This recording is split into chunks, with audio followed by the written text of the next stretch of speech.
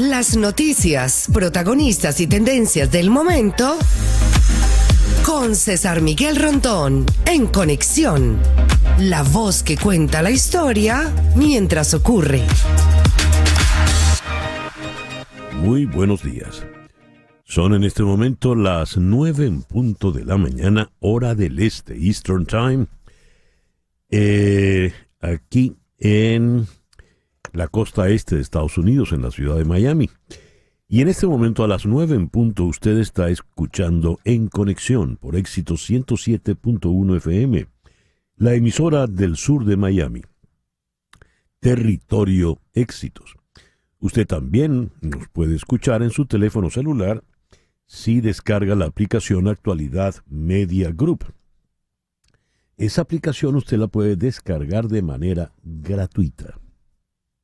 Y si usted entra en www.exitos107.com, además de escucharnos, nos puede ver.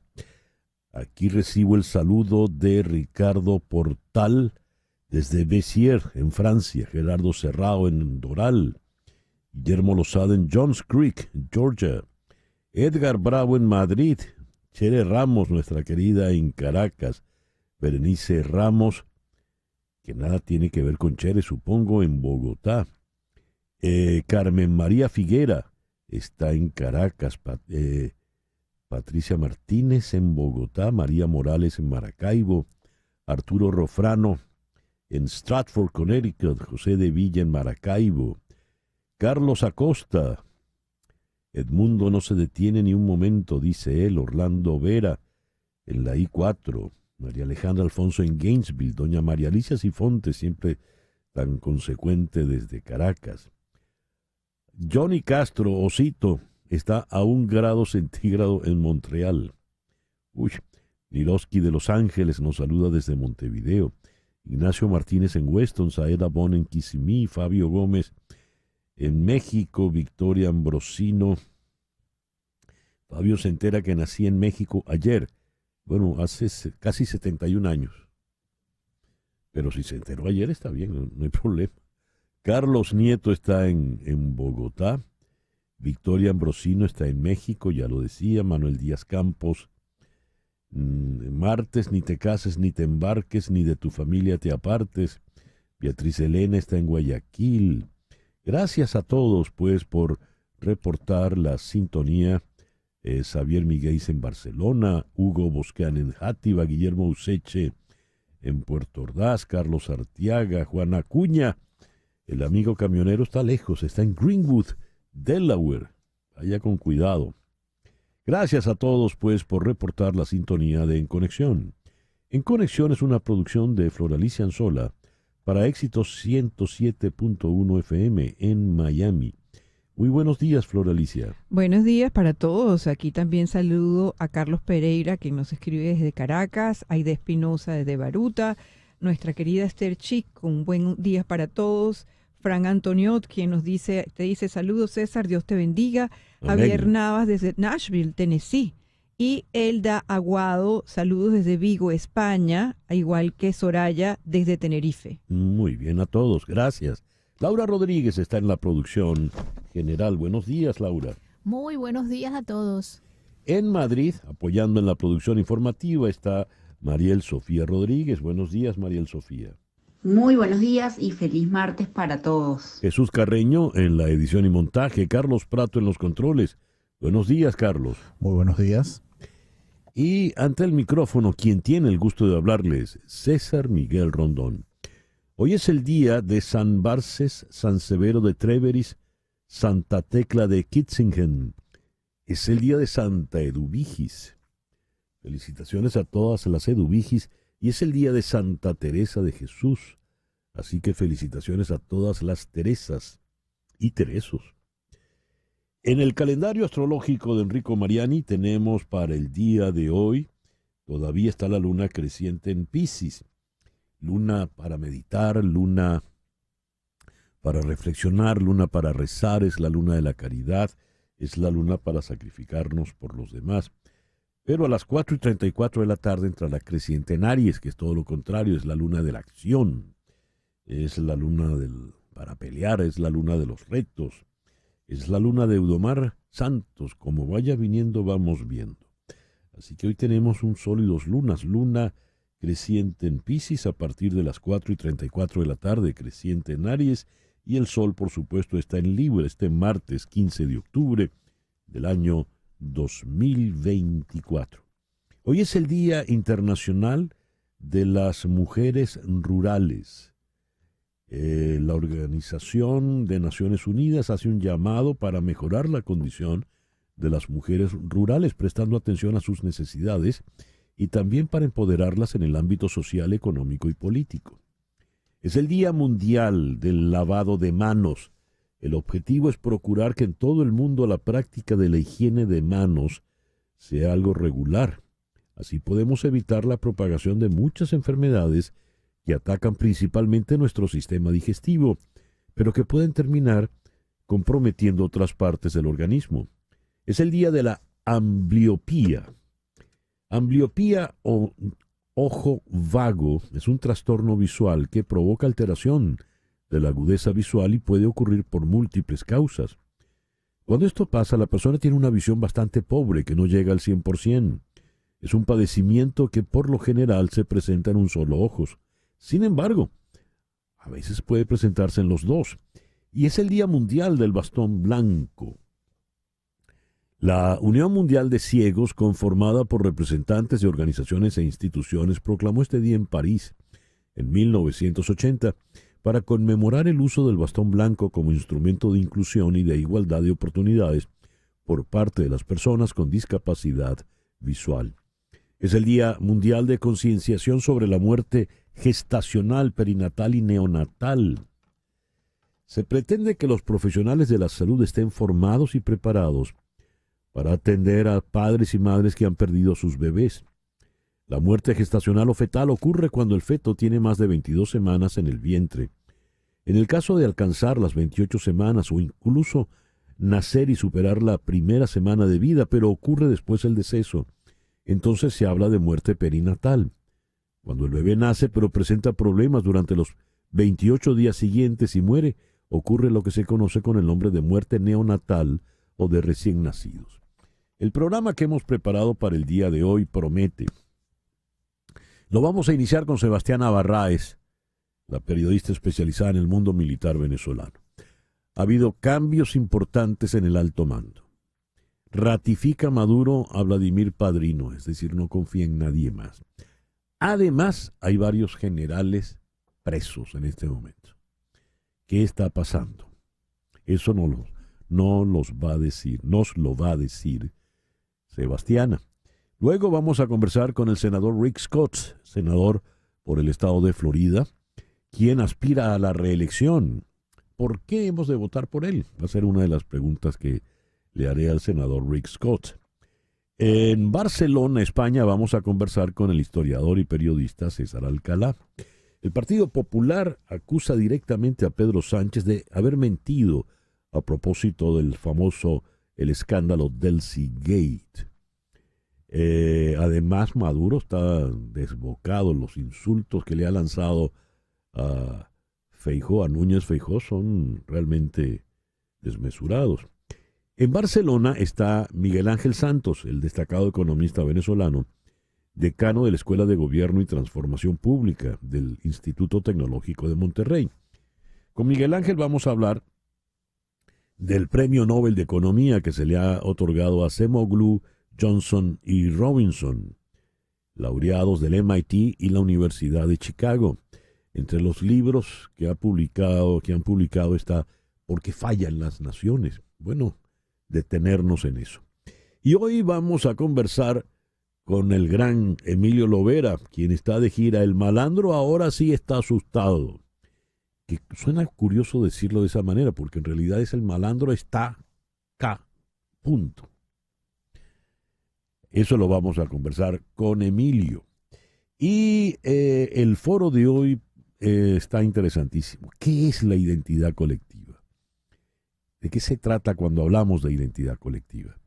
Vamos a abordar esto con la doctora Mirla Pérez. Ella es doctora en Ciencias Sociales, profesora e investigadora en la Universidad Central de Venezuela y con el sociólogo y también profesor titular en la Universidad Central, igual doctor en Ciencias Sociales, Trino Márquez.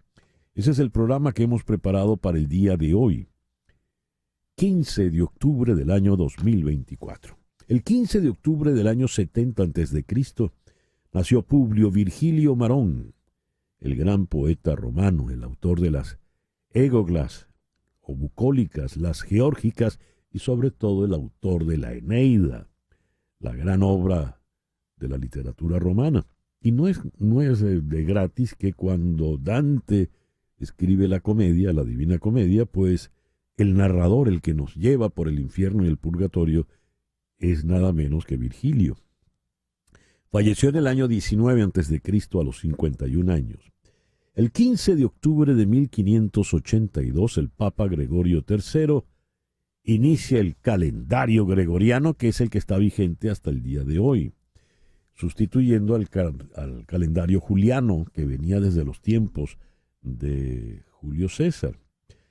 Se saltaron 10 días a partir del 4 de octubre para sincronizar el calendario con el año solar. El 15 de octubre de 1815, Napoleón llega a la isla de Santa Elena para comenzar su exilio, mas nunca saldría de la isla. Falleció allí a los 51 años, en el año de 1921, 6 años después. El 15 de octubre de 1844 nació Federico Nietzsche, filósofo y poeta alemán, provocador como ninguno, el que soltó la sentencia «Dios ha muerto», el autor de Así hablaba Zaratustra. El 15 de octubre de 1865, a los 83 años, falleció en Santiago de Chile el gran Andrés Bello, uno de los venezolanos más ilustres de todos los tiempos, filósofo, poeta, ensayista, educador, político, diplomático, maestro de maestros. El 15 de octubre de 1917, la bailarina exótica, como le dirían hoy, Mata Hari, es ejecutada por un pelotón de fusilamiento en París, acusada de ser espía de los alemanes en la Primera Guerra Mundial. El 15 de octubre de 1946 muere Hermann Göring, el comandante supremo de la Luftwaffe, uno de los líderes del nazismo. Era la figura fundamental en los juicios de Nuremberg junto a Rudolf Hess y fue condenado a muerte. Y de una manera extraña, todavía inexplicable al sol de hoy, encontró una pastilla de cianuro que mordió y falleció antes de que fuese llevado a la horca. El 15 de octubre de 1962, el presidente Kennedy ordena el bloqueo de la isla de Cuba para que no pueda entrar ningún buque soviético y no pueda salir de la isla ningún buque de ninguna nacionalidad. La crisis de los misiles. Hoy está cumpliendo 50 años Cayetana Álvarez de Toledo, la política derechista española del PP, que ha tenido una actitud, una actuación muy, muy relevante con relación a la crisis venezolana. El 15 de octubre de 1993, Nelson Mandela y el presidente sudafricano Leclerc reciben el Premio Nobel de la Paz. Y el 15 de octubre de 1956, Little Richard graba esta maravilla. El 15 de octubre de 1964, a los 73 años, fallece el gran Cole Porter. Uno puede estar días, semanas oyendo canciones de Cole Porter y todas son extraordinarias. Además, que han sido grabadas por los más grandes e importantes cantantes, y cada uno ha hecho de esas piezas obras únicas. Está tan vigente Cole Porter que en la edición dominical del pasado domingo de The New York Times había un gran anuncio porque Harry Connick Jr. se va a presentar en el Carnegie Hall por no sé cuántas semanas solo con música de Cole Porter. Hay muchas extraordinarias. Para mí, soy de los fanáticos de Te llevo bajo mi piel, y en las muchas maravillosas versiones, por supuesto, la de Frank Sinatra. Y el 15 de octubre de 1966, por 2 semanas consecutivas, The Four Tops estuvieron en el puesto número 1 en Estados Unidos con esto. Richard, I'll Be There. El editorial con César Miguel Rondón. ¿Qué estará pasando allí adentro? ¿Qué estará pasando dentro de esos cuarteles venezolanos? ¿Por qué esa meneada de mata tan nerviosa que acaba de ser Nicolás Maduro? La noticia dice: Nicolás Maduro renovó ayer lunes 4 altos mandos de la Fuerza Armada Nacional Bolivariana, pilar de su gobierno, y ratificó al ministro de Defensa Vladimir Padrino y al jefe del Comando Estratégico Domingo Hernández Lara 2 meses después de las cuestionadas presidenciales.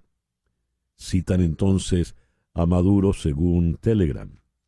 Ordené hacer cambios en el Estado Mayor Superior de la Fuerza Armada Nacional Bolivariana. Ratifiqué al general en jefe Vladimir Padrino López como ministro del Poder Popular para la Defensa y al general en jefe Domingo Antonio Hernández Lares al frente del Comando Estratégico Operacional. Padrino López está allí desde el año 2014. 10 años tiene ya como ministro de la Defensa. Los ministros de la Defensa solían durar 1, 2 años a lo sumo, porque llegaban allí y ya con la carrera prácticamente culminando, de manera tal de que muy pronto pasaban a retiro. Pero ya este señor tiene 10 años allí. Podemos deducir pues que tiene 10 años con el retiro aplazado. ¿Por qué? Evidentemente la primera conclusión es que solo en él confía Nicolás Maduro, solo en él y en nadie más, porque por lo visto en 10 años no ha encontrado a nadie que le pueda sustituir. Entre los cambios, Maduro designó a Asraf Andel Haidi Suleimán Gutiérrez como jefe de la Armada, en lugar de Neil Villamizar Sánchez, y reemplazó en la aviación a Carlos Manuel Falcone por Lenín Ramírez Villasmil. Nombró al mayor general Orlando Ramón Romero al frente de la milicia y ratificó al mayor general Helio Ramón Estrada en la Guardia Nacional Bolivariana. Alexis Rodríguez Cabello, primo de Diosdado, fue nombrado como jefe del Servicio de Inteligencia, el temible SEBIN, mientras que al frente de la Dirección de Contrainteligencia Militar estará el mayor general Javier Marcano Tábata. Es decir, ha salido el muy poderoso Hernández Dala, quien estaba no solo al frente del SEBIN, sino al frente de la Casa Militar, que es el comando que cuida al presidente. En la cadena de mando de las torturas, se diría, está Maduro, vendría después Delcy Rodríguez, pero directamente estaría Padrino López en tanto ministro y Hernández Dala. Pues bien, le han sacado. Dice Sebastiana Barraez que cayó en desgracia. ¿Por qué? Pero no solo le han sacado. Leo aquí que está detenido el general de la Guardia, general de brigada, Ramón Antonio Cruels Martínez, comandante de la zona de la Guardia Nacional Bolivariana en el estado Anzoátegui. Está detenido recientemente el general de brigada Saúl Rafael Somoza Gámez, comandante de la 25ª Brigada de Infantería Mecanizada en La Fría, estado Táchira. Dice por otra parte que el general de división Vidal José Francisco Corazpe del Redi de Oriente también está detenido, y eso que dicen aquí que era muy cercano a Nicolásito. El general Vidal es tío político de Marcel Mulato Abucair, oficial escolta de Diosdado Cabello. La familia tiene miedo de denunciar, pero a ese general lo tienen detenido, lo han golpeado y no hay a quien recurrir para denunciar. Vuelvo a lo anterior. ¿Por qué esta meneada de mata? ¿Qué está pasando allá dentro de esos cuarteles? Veremos. 9:21 de la mañana, una pequeña pausa. Y ya regresamos con las noticias más importantes de este martes 15 de octubre del año 2024. Esto es En Conexión por Éxito 107.1 FM en Miami. Y a las 9:24 vamos con las noticias más importantes. La Misión Internacional Independiente de Determinación de Hechos de Naciones Unidas para Venezuela afirmó que ve motivos razonables para creer que el gobierno de Nicolás Maduro cometió crímenes de lesa humanidad antes, durante y después de las elecciones presidenciales del 28 de julio, marcadas por la persecución de opositores y la represión de las protestas tras los comicios.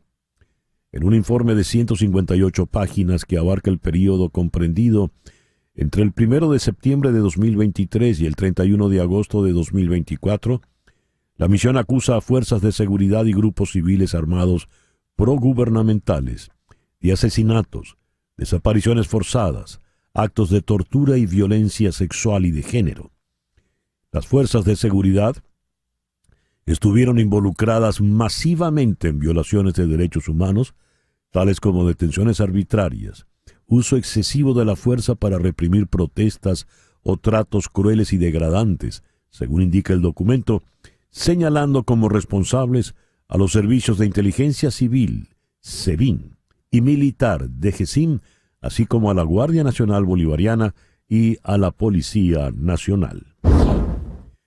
El partido político venezolano Centrados propondrá a la Asamblea Nacional, que controla el oficialismo, una ley de amnistía para garantizar el ejercicio de la política y la liberación de las personas y dirigentes políticos detenidos en el contexto de la crisis postelectoral venezolana desde el 28 de julio.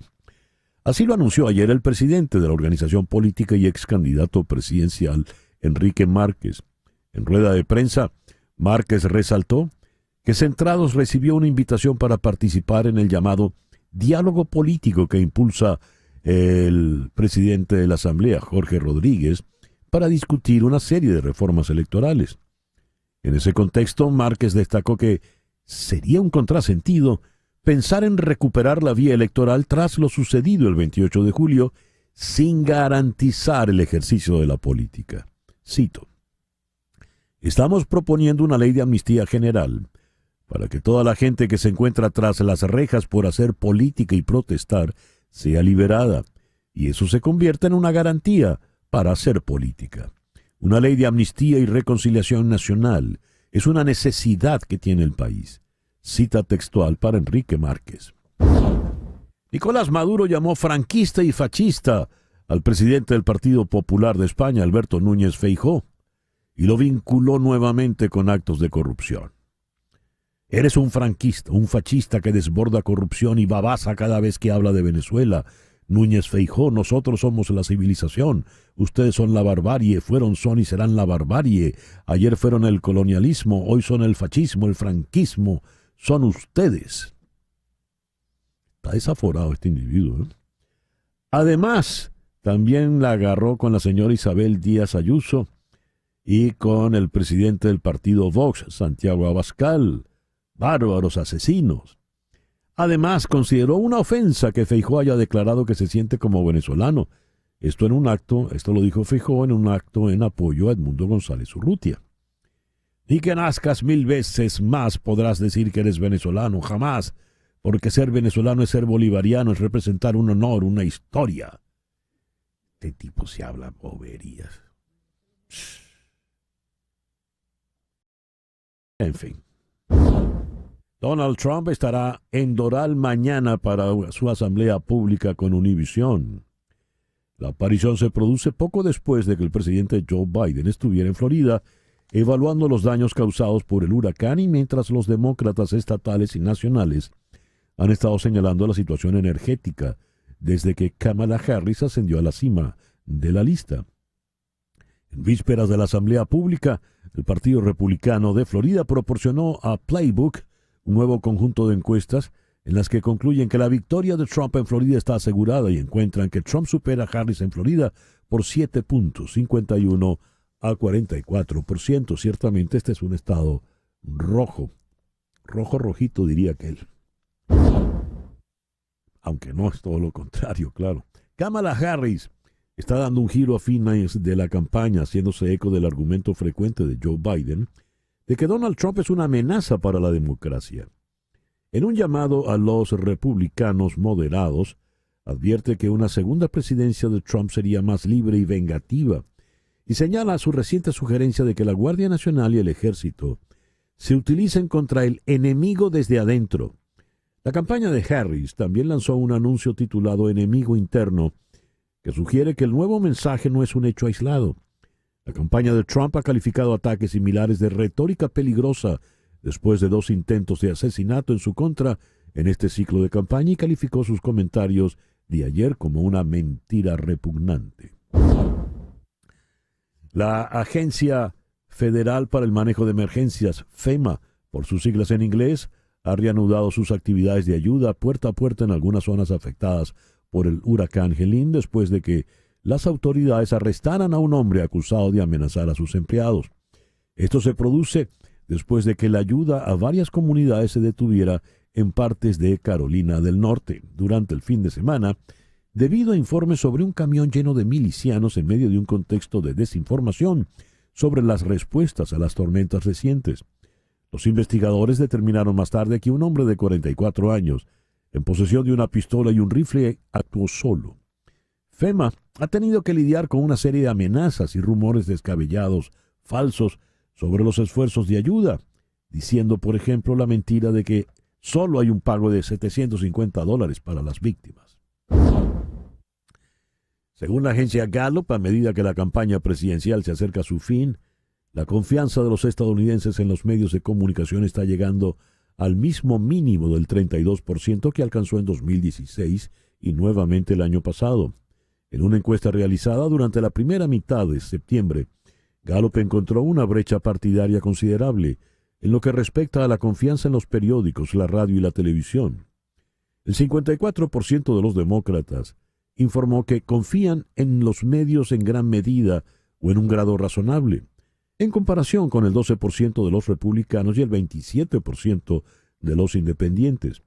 Una encuesta más amplia sobre la confianza pública en las instituciones encontró que los gobiernos locales y estatales se la ganan de más de una mayoría de estadounidenses, mientras que la gente confía en el Congreso casi tan poco como en los medios de comunicación. El presidente salvadoreño Nayib Bukele dijo que los periodistas que revelaron que él y su familia han acumulado docenas de nuevas propiedades eran imbéciles. Bukele, que se ha descrito a sí mismo como el dictador más genial del mundo, SIC, afirmó que el multimillonario estadounidense húngaro George Soros pagó a los periodistas para que lo investigaran, una acusación que a menudo se utiliza para alimentar teorías conspirativas antisemitas sobre el financiero judío, aunque se lo celebra en gran parte de América Latina por su ofensiva contra el crimen en El Salvador, que alguna vez registró la tasa de homicidios más alta del mundo. Los grupos de derechos civiles dicen que el régimen de Bukele ha intensificado su represión de la disidencia. Miles de personas siguen en prisión sin juicio, mientras que muchos periodistas independientes han huido del país. Y a las 9:32 de la mañana vamos con nuestra primera entrevista del día de hoy con Sebastiana Barraez. Sebastiana, muy buenos días. Gracias por estar con nosotros. Buenos días, César Miguel. Un saludo para ti y la audiencia. Ha habido una importante meneada de mata en el alto mando militar. Esto con destituciones importantes, significativas, como la de Hernández Dala al frente del DGCIN, y por otra parte la presencia de altos generales presos en las últimas horas. ¿Qué está pasando puertas adentro en los cuarteles venezolanos, Sebastiana? Han ocurrido, en efecto, esos 2 hechos a los que haces mención, pero yo resaltaría que a la destitución del mayor general Iván Rafael Hernández Dala, quien había estado al frente de la Dirección General de Contrainteligencia Militar y de la Guardia de Honor Presidencial, hay que agregarle como también muy significativo al mismo nivel la destitución del general en jefe Gustavo González López, jefe del Servicio Bolivariano de Inteligencia. Estos dos oficiales habían habían liderizado estos organismos de inteligencia por no menos de 10 años. Y por supuesto, la salida de ellos dos evidencia que por fin reventó una pugna que venía sosteniéndose en el tiempo entre los jefes de la DGCIN y del SEBIN, que al final pues deciden salir de los dos al mismo tiempo. Es cierto que en este aspecto sale un oficial incondicional de Nicolás Maduro para sustituirlo por uno que no le es precisamente incondicional, que digamos es un oficial que puede lidiar para los dos bandos en pugna, tanto Diosdado como Nicolás Maduro. Mientras que en el servicio de inteligencia, en el SEBIN, al incorporar al general Rodríguez Cabello, pues sí es cierto que es un incondicional de Diosdado Cabello, pero también es cierto que él no tiene ni experiencia ni talento para la inteligencia, y mucho menos en un organismo de este tipo, digamos, destacados ambos, tanto la DGCIN como el SEBIN, por ser organismos de represión y de tortura, sobre todo durante el gobierno de Nicolás Maduro. ¿Por qué sale de los torturadores, Sebastiana? ¿Tiene algo que ver, por ejemplo, el informe de la misión de verificación de los hechos de Naciones Unidas, que acaba de decir que sí se han cometido crímenes de lesa humanidad antes, durante y después de las elecciones del 28 de julio? No, mi querido César, no seamos tan optimistas al respecto. Por supuesto que el régimen venezolano no tiene no le da prurito ser señalado como represor o como violador de derechos humanos, o sencillamente como un régimen que ha cometido crímenes de lesa humanidad. Lo que realmente ha sucedido es que la pugna interna y ese avance de poder que tiene Diosdado Cabello en la institución castrense y en la institución policial, pues ha colocado a Nicolás Maduro en una situación en la que ahora sí está compartiendo el poder. Todo lo que Diosdado Cabello aspiró en algún momento, pues se le está cumpliendo ahora, porque todo eso tiene un solo culpable, mi querido César. ¿Quién es? Tiene el nombre de mujer, María Corina Machado. Porque si María Corina Machado no hubiese creado toda esta situación y toda esta implosión dentro del sistema electoral, dentro de la propia Fuerza Armada y del gobierno, pues Nicolás Maduro no se hubiese visto precisado a tener que darle tanto poder a Diosdado Cabello. A ver. Y creo que aquí hubo un tumbe en ambos lados. O sea, Diosdado Cabello presionó para salir de Hernández Dala, al cual había hecho muchos señalamientos, y por otro lado, pues Nicolás Maduro sale del general Gustavo González López.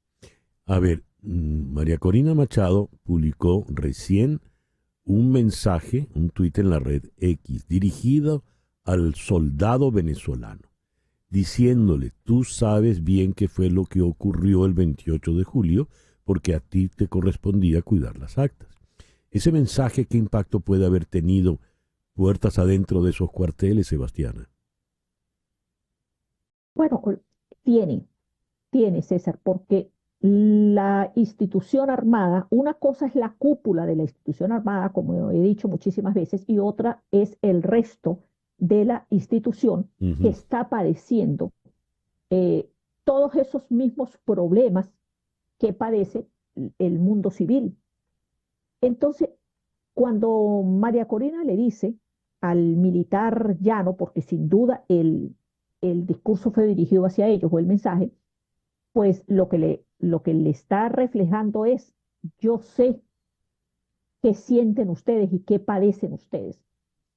A ver, ahora, yo no creo que esto haya sido, digamos, de alguna manera haya influido para los cambios militares. Ujú. Yo creo que lo que sí ocurre es que Diosdado Cabello presionó por esos cambios militares y Nicolás Maduro, que no había querido tocar mucho los muñequitos del pesebre, se ha visto precisado a tener que hacerlo. Porque además sustituyó a casi todo el alto mando militar ampliado, casi todo. Ujú. De los comandantes de componentes solamente sobrevivió el comandante general de la Guardia.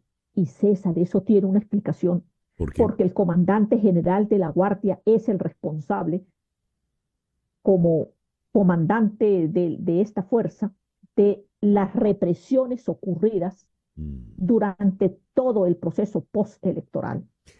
Sebastiana, te pregunto por el general de división Vidal José Francisco Corazpe.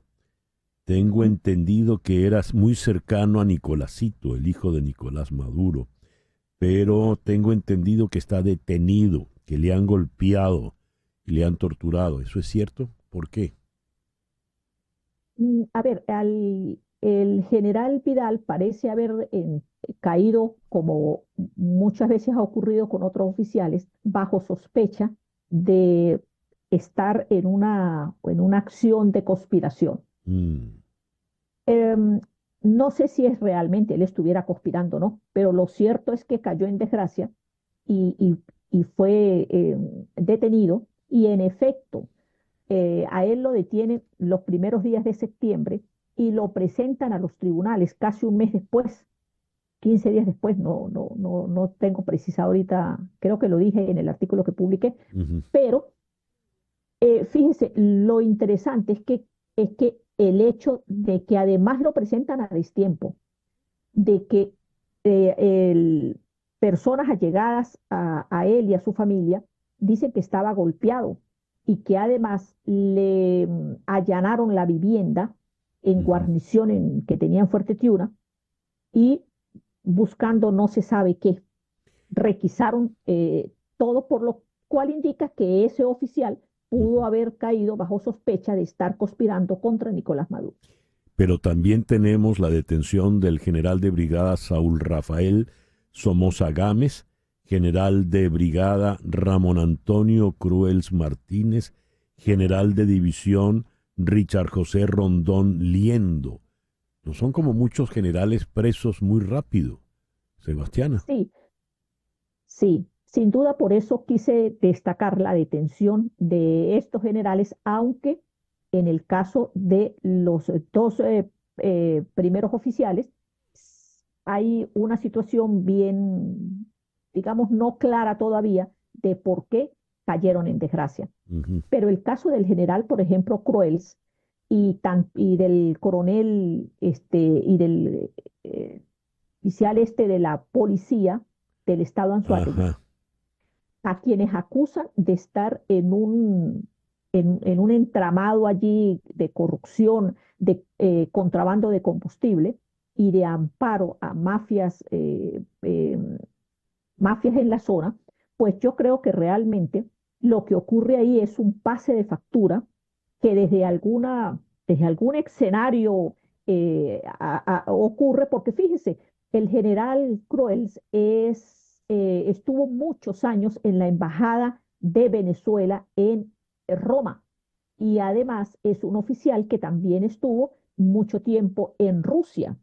Es decir, que él no es precisamente eh, un ajeno amante de la revolución bolivariana.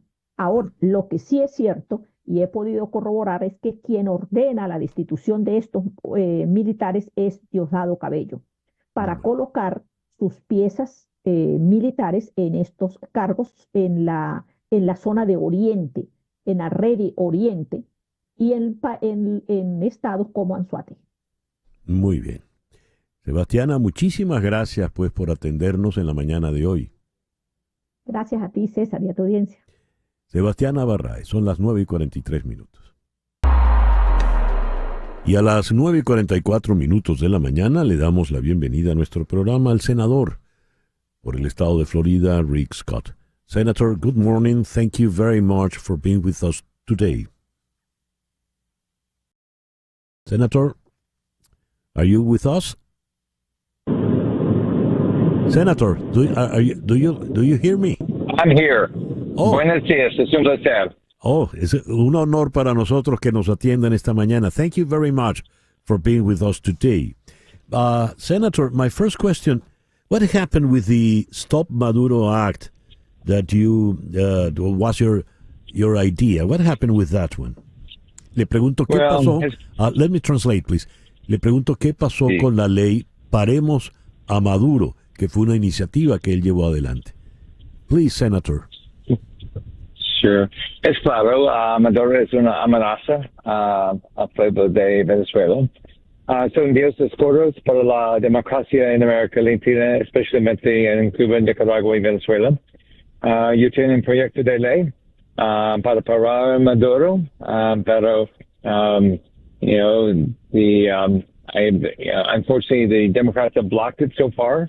But I'm not giving up. Yo trabajo duro para mi proyecto de ley para parar Maduro. So I'm going to keep working at it, but so far they blocked it. I'll be back the week after the election, and I'll continue to fight to get it passed. Why did they block it, the Democrats, if everybody is against Maduro? I mean, in the U.S. Le pregunto por qué los senadores demócratas bloquearon la iniciativa.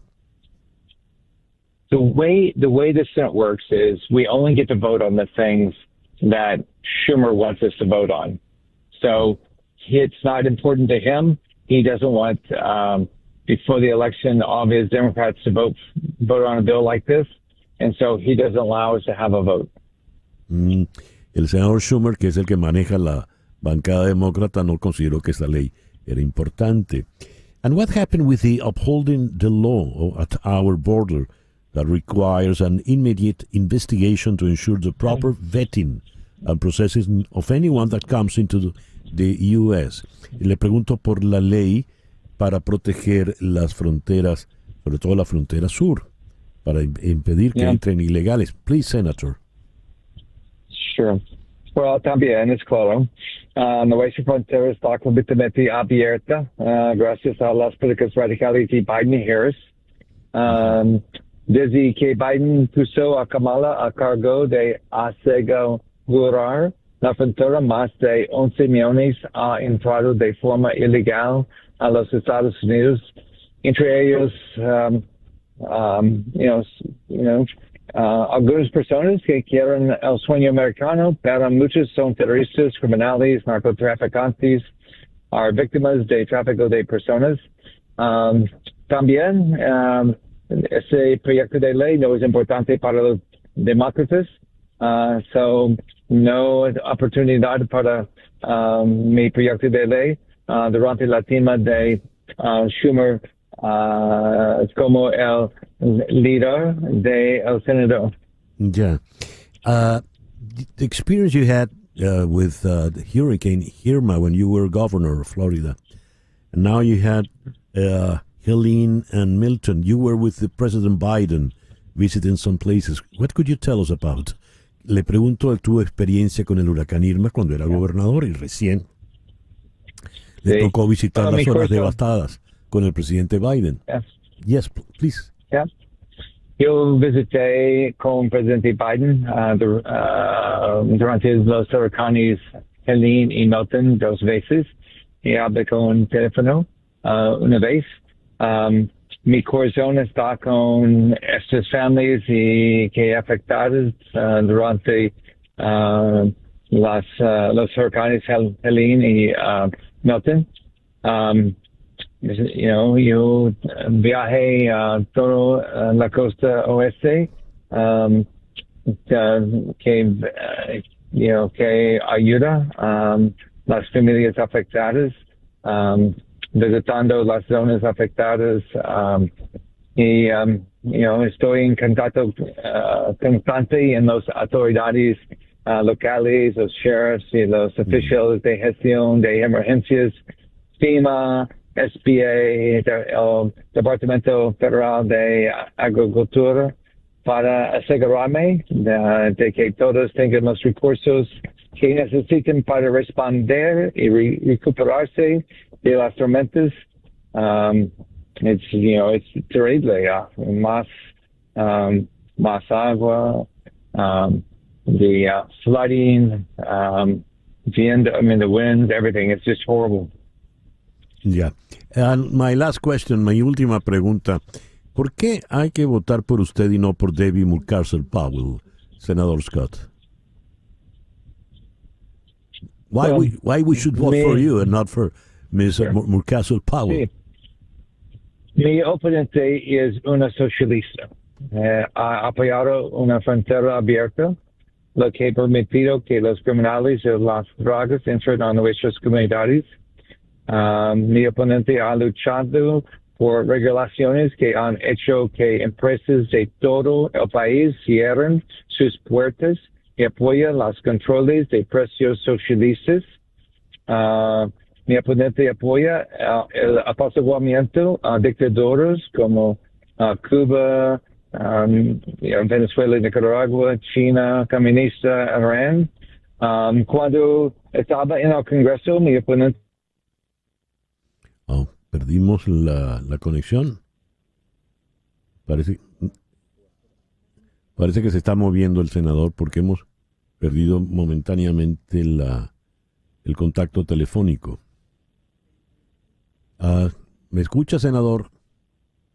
Senador Scott, ¿está usted con nosotros? Laura está intentando de nuevo. Es fuerte lo que dice de la aspirante al Senado, Debbie Murcarsel Powell. Recordemos que los dos senadores por Florida es un estado muy republicano, son del Partido Republicano, ¿no? A ver, Laura. Sí. Debbie Murcarsel Powell es demócrata, y bueno, tenemos. Está buscando una mejor zona para conseguir una mejor transmisión. Fue muy interesante, César, viendo las noticias del fin de semana, porque el día domingo estuvieron, como tú mencionaste, Biden y Rick Scott, el presidente Biden y el senador Rick Scott, visitando las zonas afectadas y tratando de enfrentar los problemas de recursos que tenían cada una de esas zonas. Ya lo tenemos de nuevo en línea. Sí, senador, está usted de nuevo con nosotros. Continúe, por favor. Rally. Cuando estaba en el Congreso, mi oponente votó con socialistas como AOC y también Ilhan Omar. Su historia es claro. Debbie es una socialista de país a cabeza. No es bueno para los votantes en la Florida. Bien, senador, le agradezco mucho que haya estado con nosotros, que nos haya atendido en la mañana de hoy. Thank you very much. Gracias, es un placer. Gracias. El senador Rick Scott, quien aspira a la reelección por el estado de Florida. Son las 9:53. Vamos ahora a Barcelona, en España, donde está el historiador y periodista César Alcalá. César, muy buenos días, muy buenas tardes por allá. Muchas gracias por atendernos. Estás en mute, César. Tienes que quitarle el... A ver, que no te oímos. No, seguimos sin oírte. A ver, ¿ahora me oyen? Ahora sí te oímos perfectamente. Muchísimas gracias. Muy buenas tardes de nuevo. Sí, señor. César, ¿qué está pasando entre el gobierno de Venezuela y la política española en líneas generales? ¿Qué pasa con el gobierno del señor Pedro Sánchez y qué pasa con el Partido Popular? Nicolás Maduro ayer no se ahorró insultos contra el señor Núñez Feijóo. ¿Cómo se ve esto desde España? Bueno, la verdad es que ya no con tanta distancia, ¿no? Porque llega un momento que puedes decir que la política venezolana, directa o indirectamente, está vinculada con la política española en el sentido de que tienes a un expresidente como Rodríguez Zapatero, que es una de las personalidades importantes dentro de lo que es el régimen de Maduro, ¿no? Aparte, Pedro Sánchez a Delcy Rodríguez la recibió en el aeropuerto, bueno, no la recibió, la dejó entrar en el aeropuerto de Madrid sin ningún tipo de, bueno, de pararla en el sentido de que no podía pisar ningún territorio europeo. Es decir, y los insultos de Maduro a Feijóo, bueno, lo normal, ¿no? Porque, claro, un señor que el día 1 de octubre ya dice que es Navidad, pues evidentemente mucho caso tampoco no le podemos hacer, ¿no? Pero que es normal, es decir, lo tiene que atacar de una manera o de otra porque, claro, es el enemigo. Ahora, la ofensiva del Partido Popular contra Sánchez a propósito del Delcy Gate y las nuevas revelaciones que han surgido a raíz del caso Coldo, pareciera que van a conducir a debilitar de tal manera el gobierno de Sánchez que éste podría salir del poder. ¿Está planteado así o hay exageración en las interpretaciones? Yo creo que es un poco complicado, es decir, conociendo al personaje, es muy complicado de que él se vaya de una manera, digamos, por las buenas, ¿no? Es decir, hoy, por ejemplo, Junts, que es uno de los partidos que lo aguantan, y han dicho de que ellos en ningún momento van a proponer o van a apoyar una moción de censura formada por el PP contra Pedro Sánchez. Es decir, todos los partidos que están apoyando a Pedro Sánchez en estos momentos viven muy bien, es decir, les da todo lo que quieren, les da dinero, les da todo lo que piden, se lo da para mantenerse él en el poder. Debilitar, hombre, lo que más lo puede debilitar, o sea, yo creo que el tema de Venezuela, evidentemente, a él no lo va a debilitar en nada, pero sí que lo puede debilitar si las cosas van subiendo de tono con lo que es el caso Coldo y lo que es el caso de su mujer. Es decir, si se llega a averiguar y se llega a demostrar que su mujer utilizó la Moncloa y hizo negocios solamente por el hecho de ser mujer y que Coldo y Ábalos y todo el Partido Socialista en un momento determinado, que fue cuando hubo la pandemia, se lucraron y se beneficiaron, y él sabía, porque han salido documentación de que le habían dicho, oye, voy a hacer esto, oye, voy a hacer lo otro, y él daba su ok. Claro, esto sí que lo puede pues llevar a un momento que tenga que dimitir porque puede llegar a ser imputado por toda una serie de hechos, digamos, que no son justificables. Ya. En estos tiempos donde se vuelve a hablar de la leyenda negra de los tiempos de la conquista, tanto en América como en España, con no poco humor y mucha sorna, han publicado estas cosas que hacen ahora que llaman memes, donde aparece Delcy Rodríguez como si fuese una repartidora de globo con un saco en la espalda, diciendo antes los españoles venían a buscar el oro en los tiempos de la conquista, ahora hacemos delivery, en alusión a que la señora Delcy Rodríguez llevó el oro a España. ¿Qué se dice de esto allá, al otro lado del océano, César? Lo que pasa es que esto que está muy bien este meme, la verdad es que tiene bastante gracia. Lo que pasa es que está muy tapado, es decir, yo creo que vamos a saber lo que realmente pasó ese día allí dentro de muy poco tiempo y no tardará demasiado en saberse la verdad, porque, digamos, lo que se sabe oficialmente es de que esta señora bajó con el avión, bajaron unas bolsas y estuvo unas cuantas horas y se fue. Ya está, allí se acabó. Vinieron toda una serie de personajes vinculados con el Partido Socialista y con el gobierno, la recibieron y se acabó toda la historia. Claro, ¿qué había en aquellas bolsas? ¿Qué se hizo? ¿Por qué aquellas bolsas las trajeron a Madrid? ¿No? Esto que decías tú, ¿no? Del meme este, ¿no? ¿Por qué el oro vino de Venezuela a España, ¿no? ¿Qué prebendas hubieron a cambio, ¿no? Esto es igual que lo del embajador que había en Venezuela, ¿no? Sí, que ahora va a ser, exacto, que va a ser condenado y bueno, ha dicho que sí, que evidentemente, claro, también tenemos que tener en cuenta que es un señor de 89 años, es decir, está más para allí que para aquí y con 10 meses que dice que le van a caer y 1.400 millones me parece que tiene que pagar, yo creo que la cosa lo tiene bastante bien arreglado. Lo que pasa es que, claro, en algún momento tiene que salir algún papel, en algún momento tiene que haber algo, tiene que alguien decir alguna cosa de lo que ocurrió con aquellas bolsas, por qué vino ese oro, qué se dio a cambio y qué implicación tenía pues el gobierno de Pedro Sánchez en este oro y evidentemente dónde fue a parar este oro. Porque claro, Sí.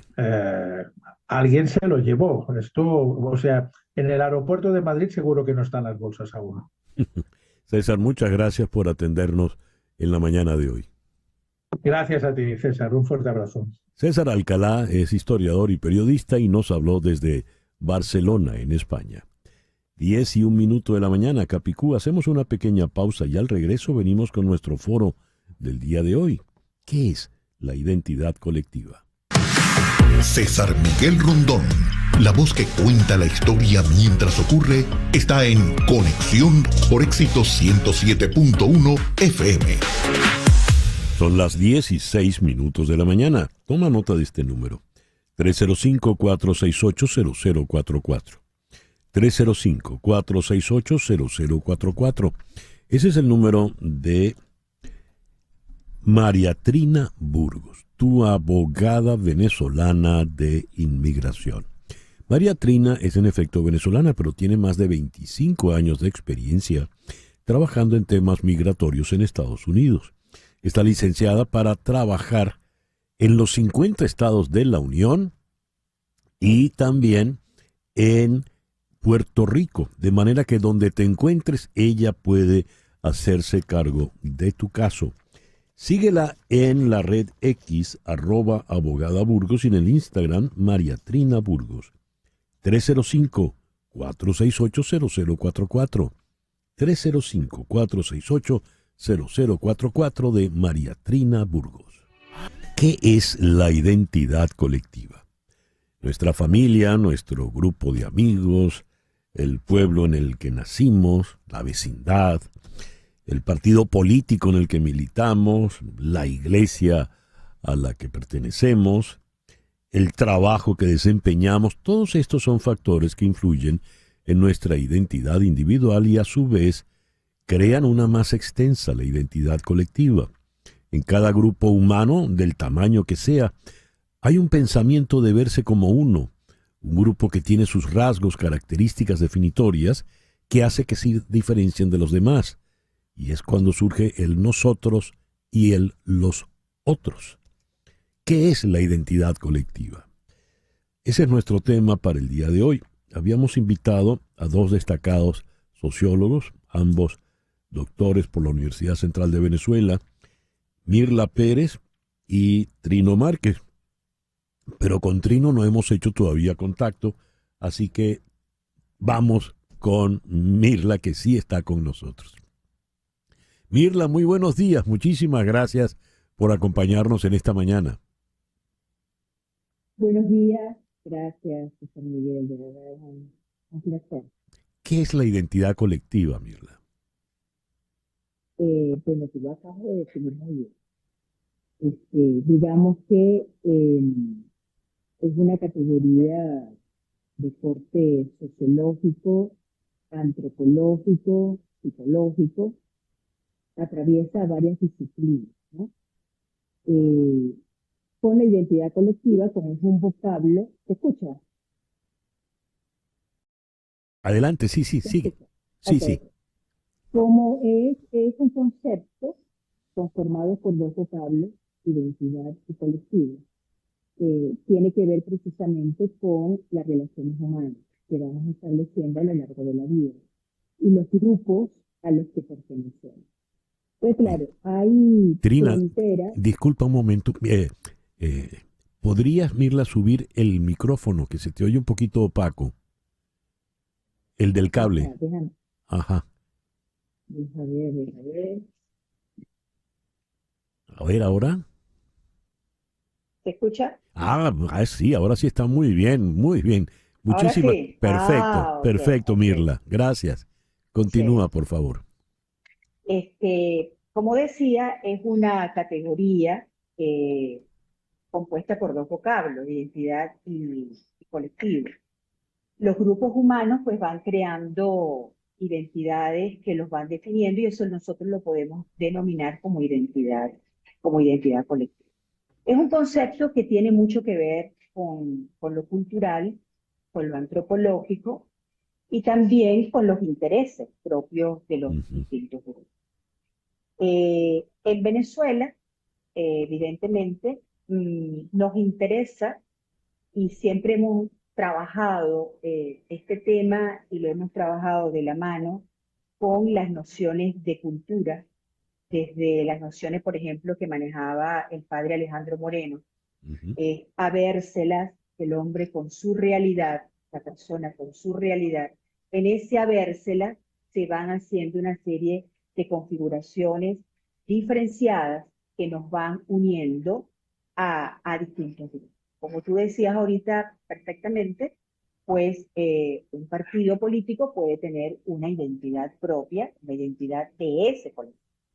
Igual la religiosidad, las estructuras culturales, las académicas, etcétera. Tenemos un mar de cantidades de grupos que corresponden a esa identidad colectiva. Si nos vamos en términos culturales, desde el sentido que, por ejemplo, trabajaba el padre Moreno, que soy parte del Centro de Investigaciones Populares, Alejandro hacía una diferenciación muy clara entre el mundo de vida moderno y el mundo de vida popular. Entonces, claro, en ambos mundos se van creando identidades colectivas diferenciadas, con unos sentidos muy particulares. En el caso venezolano, pues tenemos que la identidad colectiva más generalizada es el mundo de vida, las que provienen del mundo de vida popular venezolano. Su base cultural va planteando una manera de ser dentro de la sociedad. Entonces ahí tenemos, por ejemplo, las configuraciones culturales como la matricentralidad, el homo convivalis, como lo hemos venido definiendo. El venezolano popular es una persona de convivencia, de relaciones afectivas, y desde allí se va configurando su mundo. Y se van configurando los distintos grupos que desde esa base antropológica se pueda ir conformando. Entonces, claro, hay puntos muy importantes dentro de esas definiciones, culturales, que van colocando como el motor de cómo va entendiéndose la sociedad y las distintas relaciones. Un fenómeno político reciente, el fenómeno de las elecciones de julio y de toda la organización comunitaria, tiene precisamente el motor identitario en esa fuerza matricentrada, esa fuerza relacional que va impulsando maneras de organización que dan coherencia precisamente porque se está atentando contra las bases culturales fundamentales.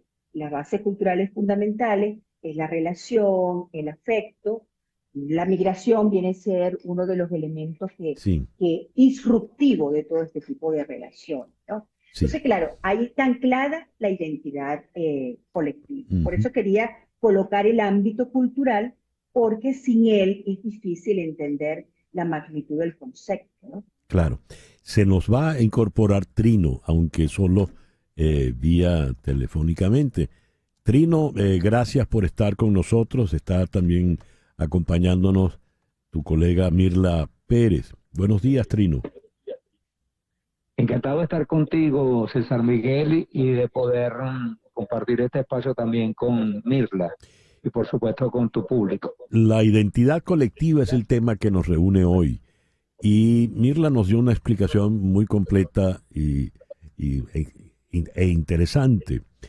Pero tengo una pregunta. Hay un momento en que la identidad colectiva puede fracturarse.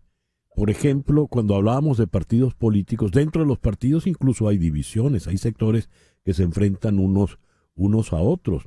Y recién estaba conversando con Sebastián Navarráez de lo que está pasando actualmente en el mundo militar, que puede haber una identidad colectiva entre los militares, digamos, venezolanos, pero por lo visto también puede haber divisiones.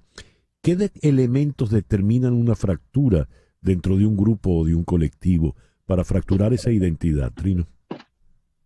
Bueno, yo creo que son muchos los factores, César Miguel. Uno son los valores que se intentan imponer. Trino, ¿tienes allí el receptor, un radio o algo? Bájale el volumen porque tenemos eco, por favor.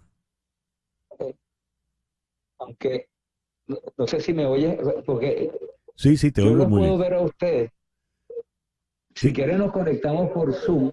No, está muy bien, Sí, adelante, okay. Trino.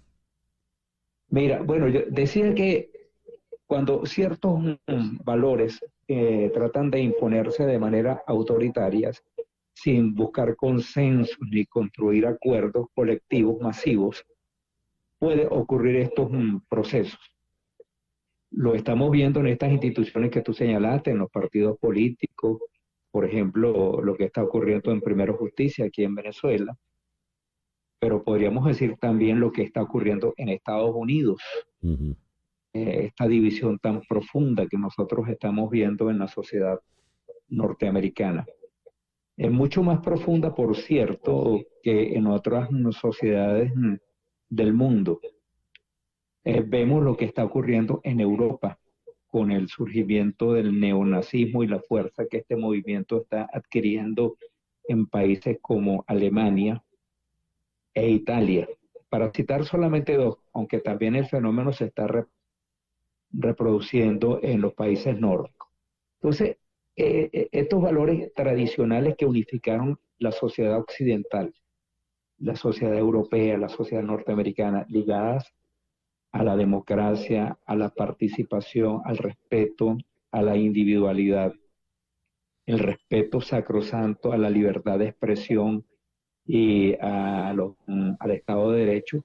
Estos son valores que identificaron durante muchísimo tiempo la sociedad occidental, la sociedad democrática, pero que hoy están en serio cuestionamiento por grupos que desprecian el Estado de Derecho, que desconocen la independencia de las instituciones republicanas, que cuestionan severamente la independencia de la prensa y la libertad de expresión y de opinión, y bueno, y que tratan de imponerle estos criterios sectarios muchas veces y excluyentes, se los tratan de imponer a los demás sectores. Entonces, esta identidad que nosotros vimos, yo diría, César Miguel, especialmente después de la Segunda Guerra Mundial, como consecuencia del fenómeno, de la reacción que produjo el fenómeno del nazismo. Pero este ciclo de 70 años creo que en algunos países está llevando a la fractura y esto hay que repensarlo. Hay gente que está pensando mucho, muy profundamente en estos temas y me parece muy bueno que tú lo hayas traído para este programa. Claro, lamentablemente el tiempo se nos ha ido de manera acelerada y me gustaría que llegásemos a algún tipo de conclusión.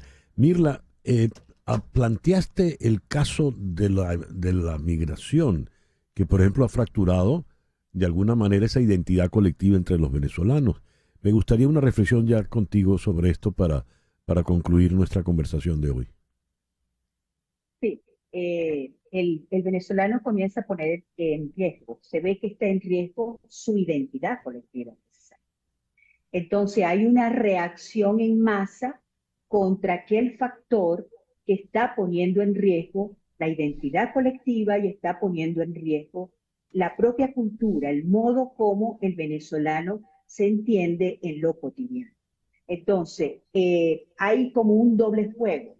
Hay un riesgo a lo interno de la estructura cultural y el pueblo se va dando cuenta y reacciona ante eso.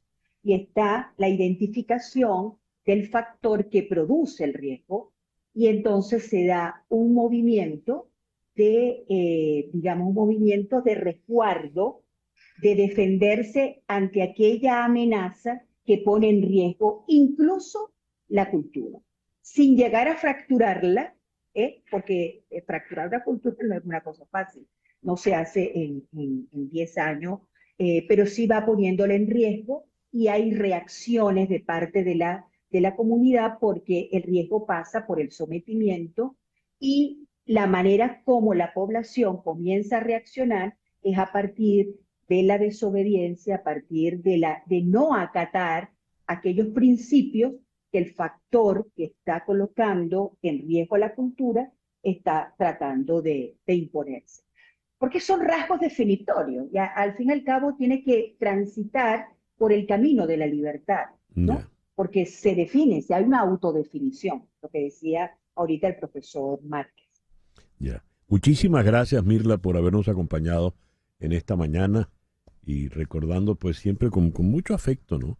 A nuestro querido padre Alejandro Moreno. Gracias, sí. Mirla. Y, te veré.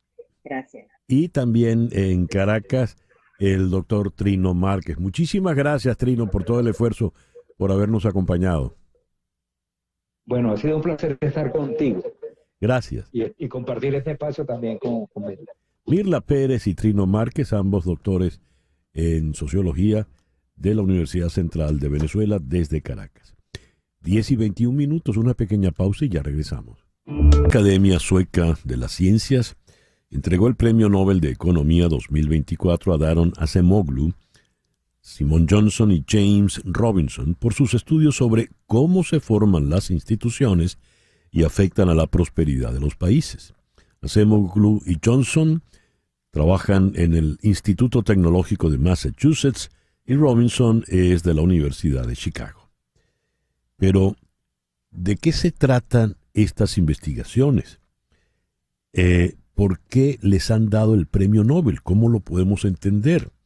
Acemoglu, por ejemplo, tiene un libro fundamental firmado junto a Robinson. ¿Por qué fracasan las naciones? Ellos tienen la respuesta. Vamos a consultar con un colega de ellos, destacadísimo colega de ellos, como lo es Miguel Ángel Santos, decano de la Escuela de Gobierno y Transformación Pública del Instituto Tecnológico de Monterrey. Eso es en México, pero él en este momento está en Barcelona, España. Es un trotamundos. Miguel Ángel, buenos días. Buenas tardes por allá. Muchas gracias por atendernos. Buenos días, César Miguel, a ti y a toda la audiencia. A ver, ¿quiénes son estos tres caballeros? Acemoglu, Johnson y Robinson. Fíjate, son tres profesores que el Nobel específicamente dice que le están dando el premio por sus estudios sobre cómo las instituciones se desarrollan y cuál es su impacto en la prosperidad. Entonces, lo primero que conviene entender es que ellos están tratando de explicar una de las principales preguntas que los economistas se han hecho a través del tiempo y hoy en día, que es qué diferencia a los lugares ricos de los lugares pobres. Y la respuesta de ellos, digamos, no es tanta la respuesta que dan, sino cómo llegaron a la respuesta, porque la respuesta de las instituciones, seguro que toda la gente que nos está yendo en la audiencia dice, bueno, claro que las instituciones importan. Ya había sido investigadas las instituciones como fuente de prosperidad, pero había sido estudiada desde el punto de vista de casos de estudio, porque las instituciones, como tú podrás imaginar, la gente que nos oye, es un tema muy cualitativo. Qué tan bueno es tu sistema judicial, qué tan buenos son los derechos de propiedad, qué tanta participación colectiva hay en la toma de decisiones y en el poder. Entonces hay unos rankings que se han desarrollado a nivel mundial donde uno ve, oye, cómo está el imperio de la ley, el Estado de Derecho, los derechos de propiedad en estos países.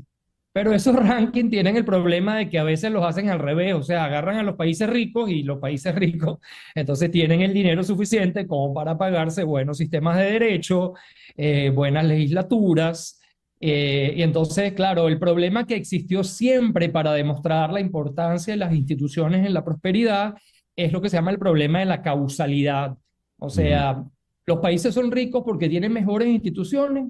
¿O es que una vez que se hacen ricos pueden entonces permitirse costear y financiar mejores instituciones? Y ellos han venido con una serie de trabajos que empezaron a publicar en el año 2000, muy creativos. Te explico quizás el más creativo de todos y el que la audiencia va a entender mejor. Los españoles eran muy buenos manteniendo los récords de mortalidad de los inmigrantes españoles en la colonia.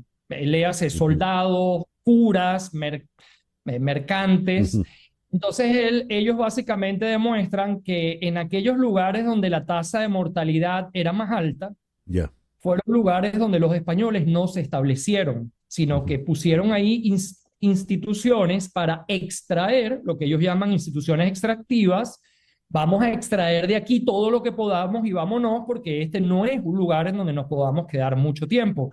Y en lugares donde la tasa de mortalidad, por definición y por estos récords de los españoles, era más baja, en esos lugares había una propensión mayor a que se establecieran comunidades, que se replicaran instituciones de la colonia, y esos lugares hoy en día son más prósperos. Entonces, como ellos dicen, bueno, lo que pasó en aquel entonces con el entorno de las enfermedades es imposible que sea una consecuencia de la riqueza de hoy en día.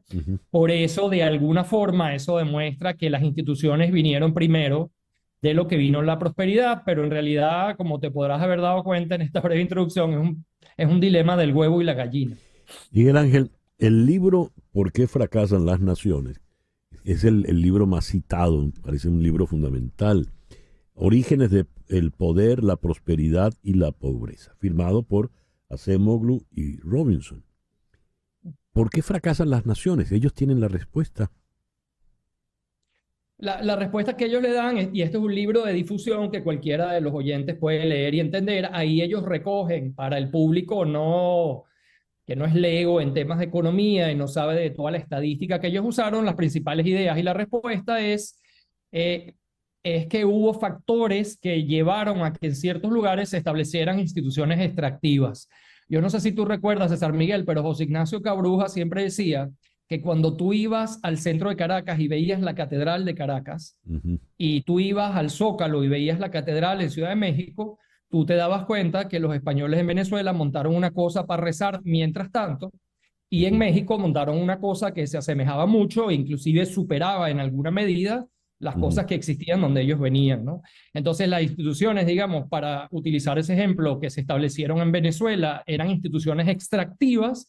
Esas instituciones extractivas son instituciones en donde hay una élite en el poder que busca apropiarse de todas las rentas del lugar, y ahí no son lugares donde haya creatividad, donde surjan nuevas ideas, donde las nuevas ideas se protejan. Ahí no se establecieron instituciones como el Estado de Derecho, como los derechos de propiedad, como el imperio de la ley, como la propia democracia que le permite al ciudadano participar en las decisiones, y esa en definitiva es la consecuencia. Yo no me voy a poner a criticar, porque empecé una osadía. Daron Acemoglu, César, es uno de los científicos más prolíficos en la historia, y yo no descarto que reciba otro premio Nobel en una disciplina distinta, una cosa que hizo María Curie, por ejemplo, que no se hizo desde entonces. En física y química, sí. Ha publicado ahora muchísimo sobre inteligencia artificial, ha entrado, o sea, que no quiero decir, a mí no me gusta, porque yo que he trabajado en países en desarrollo, digamos, ¿qué hacemos tú y yo si nos dicen que el nuestro es pobre por las instituciones, y que las instituciones vienen derivadas del entorno de enfermedades que había durante la época de la colonización? Y me parece, y eso es una de las críticas, y si quieres con esto entramos en parte de lo que se les ha criticado y se les critica, me parece que es una visión extraordinariamente determinista, porque ¿qué hacemos ahora tú y yo si en Venezuela, digamos, hubo hace 500 años instituciones esencialmente extractivas que determinaron el carácter del tipo de poder que se estableció allí, que nos trajo a la situación de pobreza de hoy en día? ¿Por dónde empezamos nosotros a descomponer o recomponer ese rompecabezas, ¿no?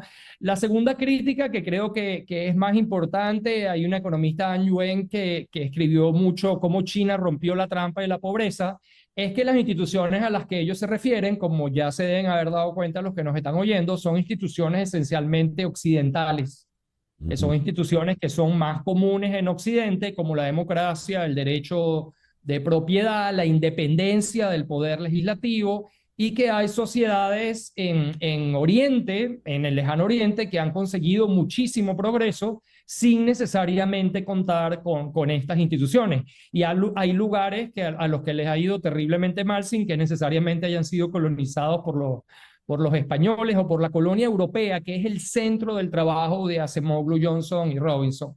Entonces, bueno, son dos críticas importantes que se le hacen a lo que ellos han respondido, que la prosperidad de China hoy en día es similar a la de la Unión Soviética antes de la caída del muro de Berlín, cosa que pareciera sugerir que, de acuerdo con su teoría, la prosperidad de China es un fenómeno temporal, fruto de la construcción de estadísticas por parte del Estado Todopoderoso.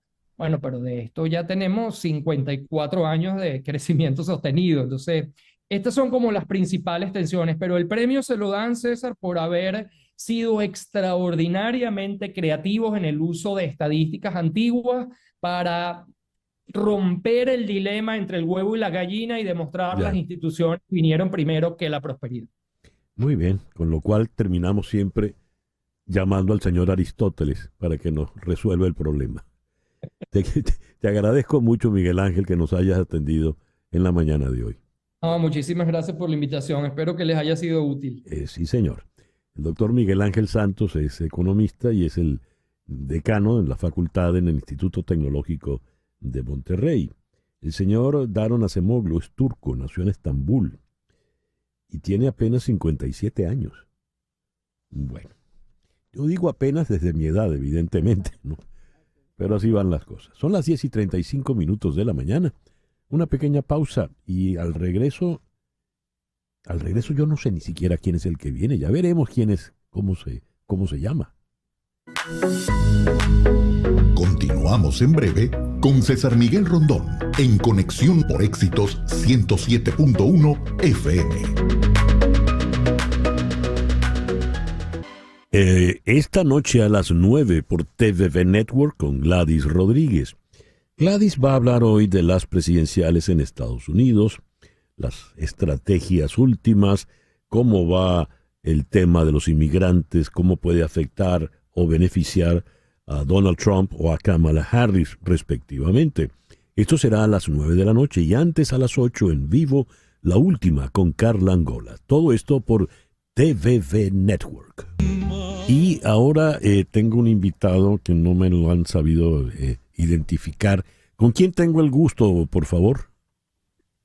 Estás hablando con un colega. ¡Oh, colega, coleguita! ¡Caramba! ¿Cómo estás, querido colega Junior? Pues bien, aquí, digamos, de nuevo en las ondas persianas, que es la frecuencia más frecuente en la que se transmiten todas nuestras voces a través de la radio. Qué excelente poder saber de ti, querido colega, coleguita. ¿Ya cuánto tiempo tienes en el oficio de las ondas persianas? Bueno, aproximadamente, digamos, trabajando, o sea, desde que empecé, 43 años. Ahora, trabajando puede ser unos 7, 8 meses. Muy bien. Mira, un amigo tuyo, el señor Emilio, que de apellido creo que es Lovera, que se ha especializado como un sociólogo de nuevo cuño en estudiar la psicología de los malandros. Eso es verdad. Eso es auténtico, totalmente incierto, porque él se ha dedicado a investigar y la investigación ha dado como resultado que la única forma de salir de los malandros es asustándolos. ¿Y cómo asustamos a un malandro?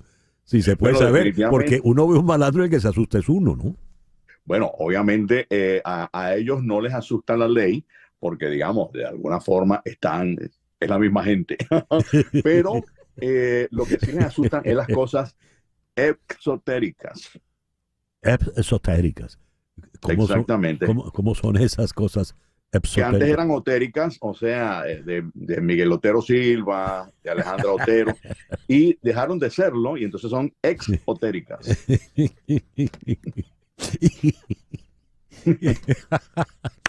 Querido Emilio, bienvenido al programa. Hola César, ¿cómo te ha ido? Muy bien, muy bien. A mí me encanta ese rolling gag que ya tenemos de preguntar ¿a con quién hablo? Porque hace mucho tiempo tú me contaste que ese chiste tú lo habías llamado originalmente el carro de Drácula. Pero que la gente dijo, no, eso no es el carro de Drácula, eso es el malandro está acá, ¿verdad? Correcto. Y lo dejamos Así en punto fue. suspensivo. Y tú dijiste, bueno, la sabiduría popular va por delante. Ese es, ¿qué ocurrió allí? Bueno, yo creo que la comercialización de este chiste formó parte de la comercialización de todo lo que nosotros no habíamos podido comercializar por ser gente decente.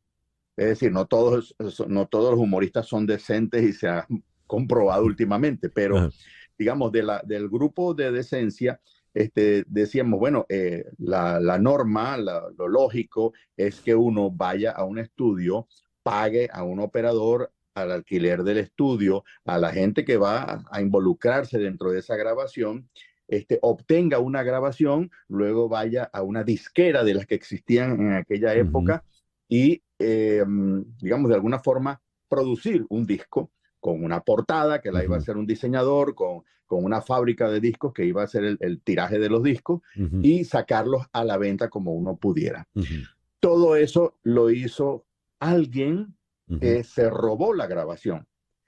Entraban a los shows, grababan, habían muchos sonidistas allá en Venezuela pasa muchas cosas. Yo estoy hoy, ahorita en los Estados Unidos, pero allá en Venezuela pasa que el chofer del camión está pendiente, ¿sabes cómo somos nosotros? Está pendiente de lo que hace el ingeniero de sonido y lo aprende. Y el día que el ingeniero de sonido no va, le dice al chofer, pero ponte tú ahí.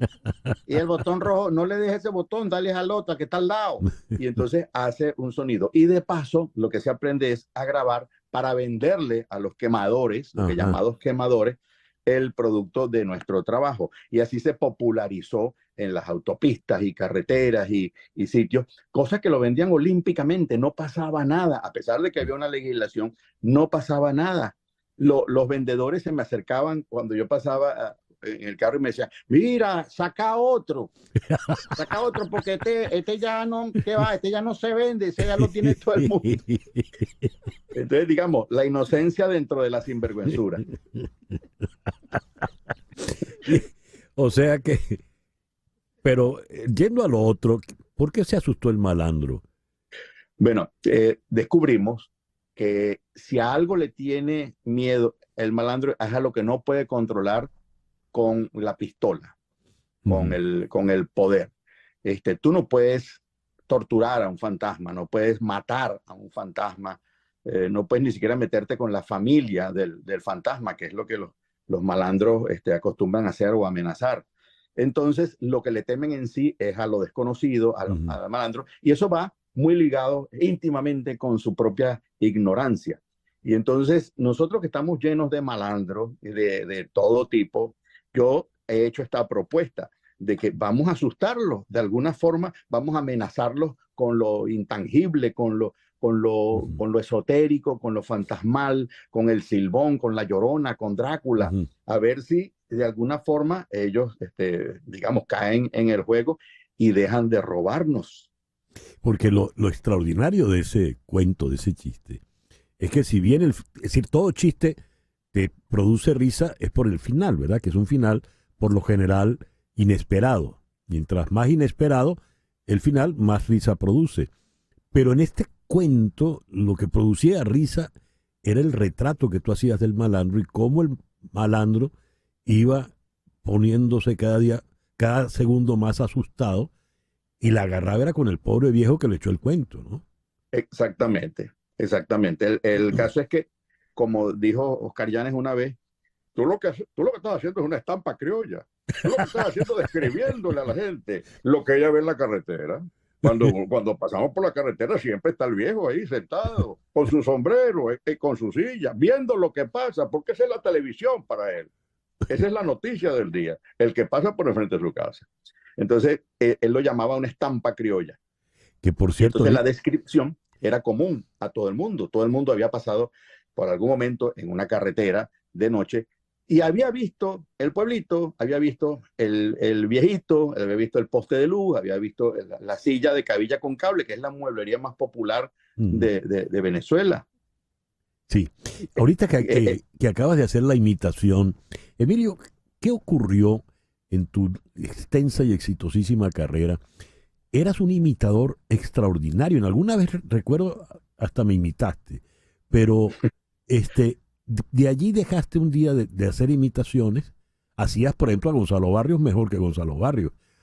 Pero para empezar a inventar los personajes que son realmente las caricaturas de la realidad, ¿no? Definitivamente. Fíjate que en una oportunidad Antonio Cuevas, el profesor Antonio Cuevas, me invitó a su clase para que yo diera algo así como un taller de caracterización. Y yo le dije, bueno, yo no sé cómo yo hago las caracterizaciones, pero bueno, déjame hablar con la gente. Y cada vez que yo decía, bueno, esto es lo que yo hago, yo tengo como decir un archivo de voces, de acentos, de actitudes, de formas de ser, de reacciones que tiene la gente, que es común y que yo lo identifique.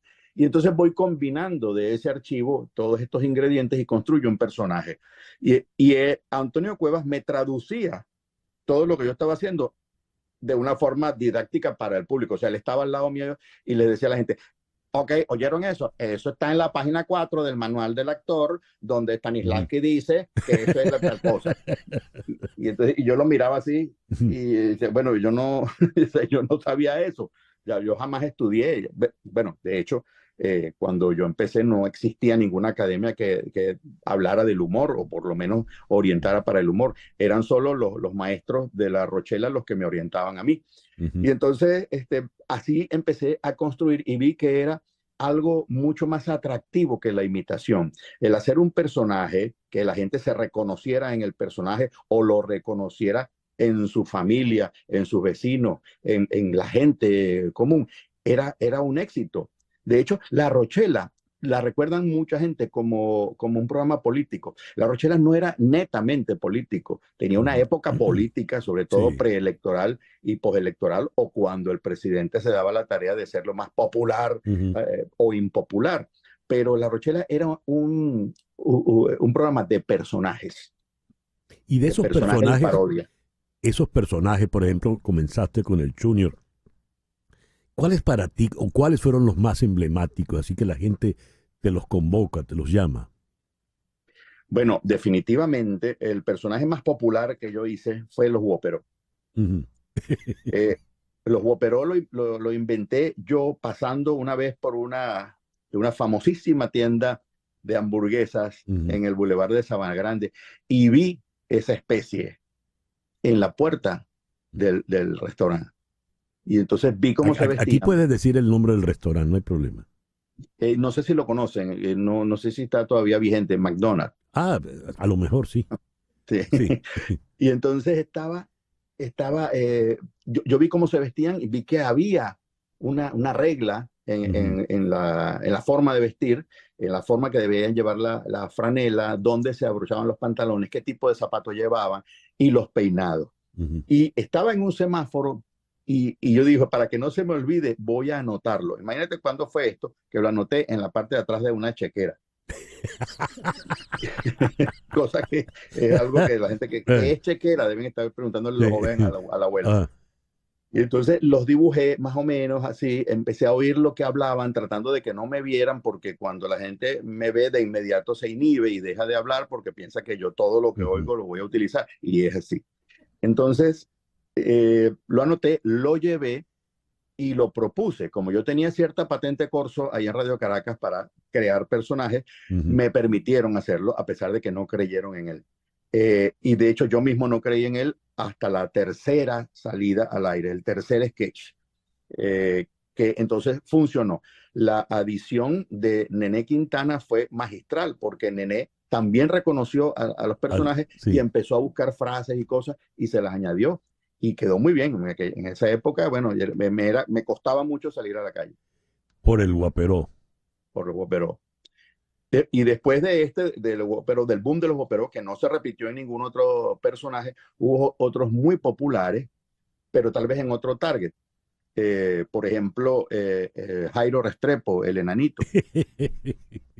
Colombiano. Fue muy popular, muy visto. El otro fue el Junior, por supuesto, que levantó hasta polémica con gente de la radio. Sí. De hecho, me invitaban a foros y a noticieros y todo el tiempo se discutía si yo me estaba burlando de los locutores en general.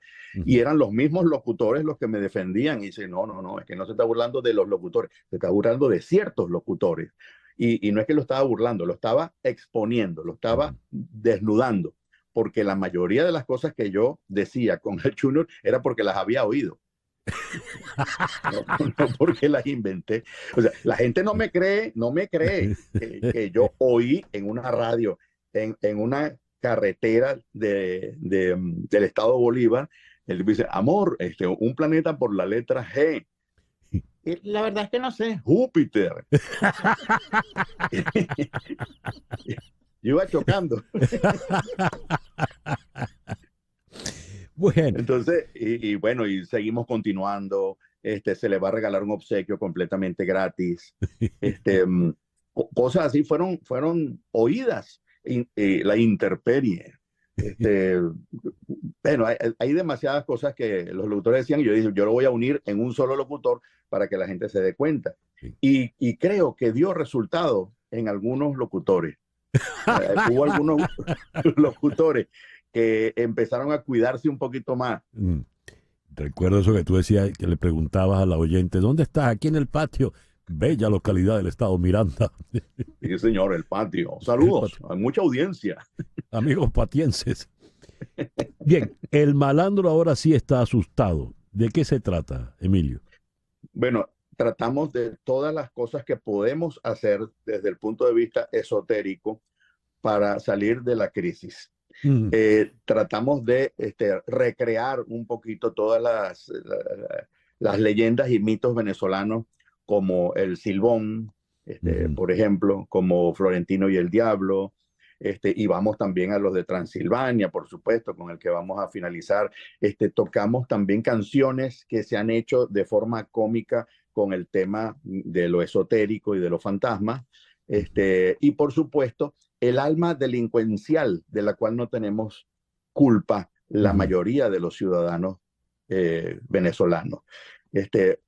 Yo estuve en un teatro en Caracas durante 9 años, por lo menos 2 o 3 funciones mensuales en ese teatro, y me fue muy bien. Siempre un teatro mediano, o sea, un teatro no era tan grande, pero sí tenía 1,000 personas. Ajá. Y yo ahí hacía una pregunta, y yo le decía, ustedes todos son delincuentes. Ustedes en un país decente, ustedes irían presos. Pero, y la gente, por supuesto, se veía la cara, señoras mayores que se enseriaban inmediatamente. Yo le decía, ¿quiere que se los compruebe? Sí. Levante la mano el que haya recientemente presentado un examen para sacar la licencia de conducir. Nadie levantó la mano en 9 años. Y todos manejaban. Y todos manejaban y todos habían venido en su carro.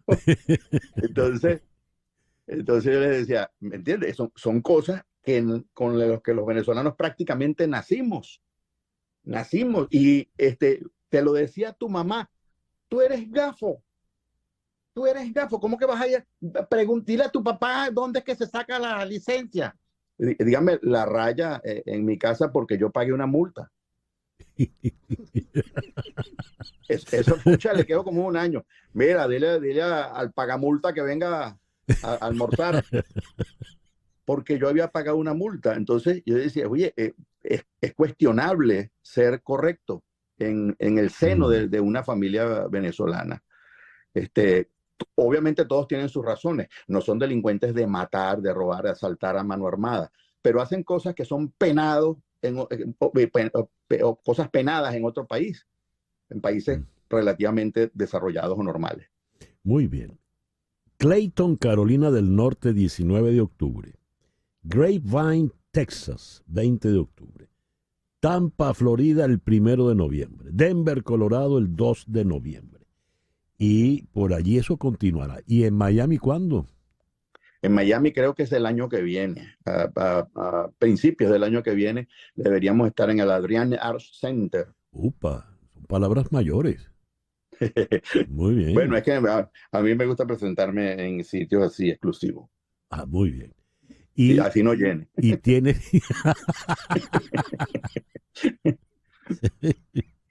como dice el compadrito Jorge Glenn, no somos los mejores músicos, solo los más baratos.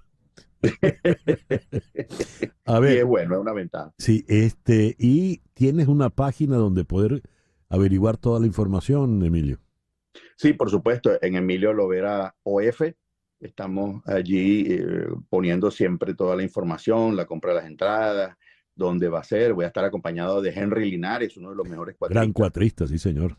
del mundo, y el cual se presta mucho para la mamadera de gallo, porque eso también hay que elegir. El cuatrista tiene que estar ahí y pendiente de tocar y que la risa lo deje tocar, pues.